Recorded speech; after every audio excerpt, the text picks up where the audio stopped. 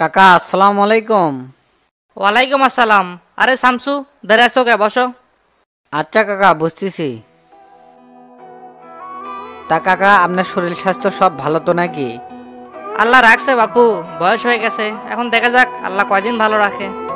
তো সব মিলে ঘটনাটা কি বলো তো? ফোনে তো সবই বলছি আপনি। আগের যে উকিল ধরছিলেন তার তো কোনো টেম্পারই নেই। এখন তো কেস একেবারে হালকা হয়ে গেছে। তে তুমি প্রথম অবস্থায় আমার কাছে আসতে। তখন তো আপনি লন্ডনে ছিলেন, তাই তো কেসটা আপনাকে দেওয়া সম্ভব হয়নি। আপনি চলে যাচ্ছেন এখন না ভরসা পেলেন যে এর সঠিক বিচার পাবো। চিন্তা করো না শামসু, আসামির সর্বোচ্চ শাস্তির ব্যবস্থা করবো। তে মূল বাদী তো তুমি না, কেসের বাদী দেখিচ্ছি আবুল মিয়া।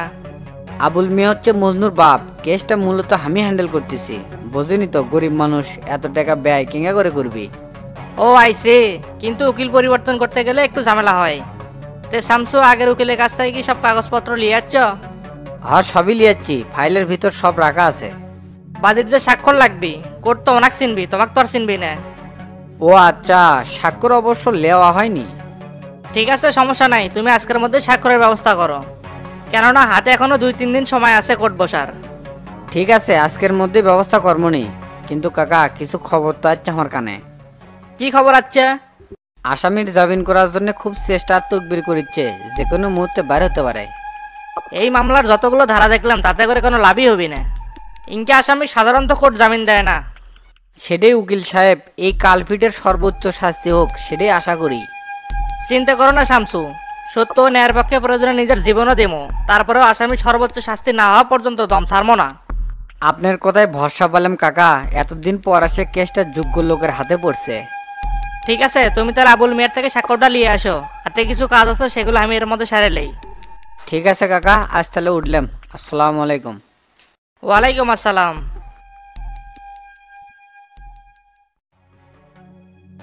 আসসালামু আলাইকুম এমপি সাহেব। ওয়ালাইকুম আসসালাম। শফিক যে, বসো। আচ্ছা ভাই, বসতেছি।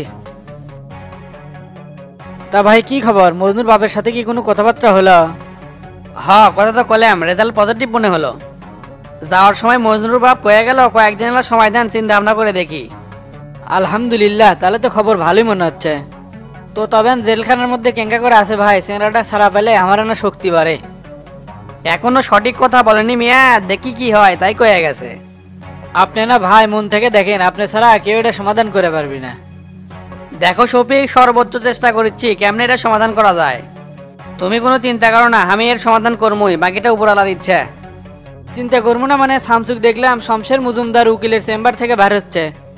শমশের মানেই তো আগুন, ন্যায় বিচারের জন্য উনি সবকিছু করতে পারে। শমশের মজুমদার লন্ডন থেকে চলে যাচ্ছে? গত সপ্তাহে যাচ্ছে, আর এই লোক কোনোদিন কোনো কেসে হারেনি, যার পাশে লাগছে তার হয় ফাঁসি না হয় যাবজ্জীবন। সেটা তো জানি, এখন মজনুর বাপই একমাত্র ভরসা। আমি কি একবার মজনুর বাপের সাথে দেখা করবো নাকি? এর মধ্যে তোমার নাক গলানোর দরকার নাই, যেহেতু আমার কাছ থেকে ভাবার জন্য কয়েকদিন সময় নিছে, দেখি কি করে। আচ্ছা ঠিক আছে, এই বিষয়ে আমি তাহলে আর কথাবার্তা না কই, আপনি হ্যান্ডেল করেন। তা ভাই, আজকে সন্ধ্যায় আমার বাড়ির 4টে ডাল ভাত খাওয়ার নিমন্ত্রণ থাকলো, আসলে খুব খুশি হতাম। আজকে সন্ধ্যায়? আচ্ছা নওশাদ, আজ সন্ধ্যায় কোথায় শিডিউল আছে আমার? আজকে সন্ধ্যার পরে আপনার কোনোটি শিডিউল নাই স্যার। ঠিক আছে শফিক, সন্ধ্যায় যাবনি তোমার বাড়িতে। ঠিক আছে ভাই, আসেন তাহলে, মিটদান করেন না। আসসালামু আলাইকুম। ওয়ালাইকুম আসসালাম।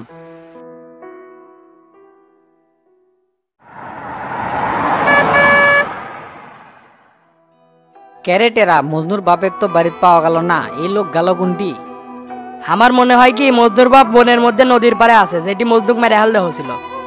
শুনছিলাম বুড়া নাকি সারাক্ষণ ওটি বসে থাকে।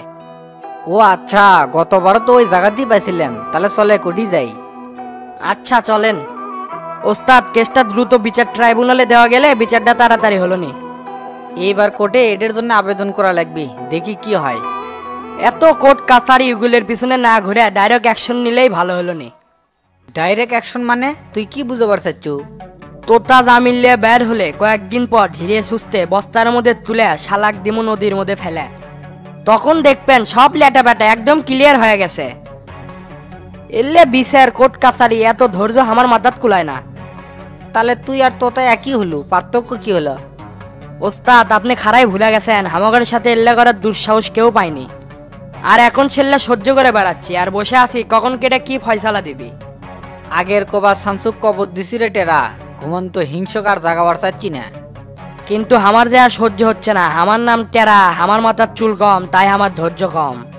হসে হসে, গাড়িটা থামা, চলে যাচ্ছি। আচ্ছা ওস্তাদ।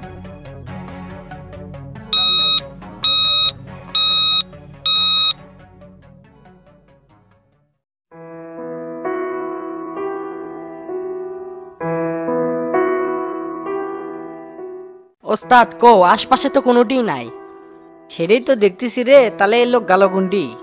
বাড়ি তো নাই, এটিও নাই, সেটাই তো হলো দেখতেছি। মাথা তো ঘুরতিছে, এই লোকে পামো কোনটি? আজকের মধ্যে তো আবার স্বাক্ষর ল লিখবি। তাহলে আর কি করার, তার কাছে যেহেতু ফোনও নাই, তাহলে তার বাড়ির যাই বসে থাকি। দেখিচ্ছি সেটাই মনে হয় করা লাগবে।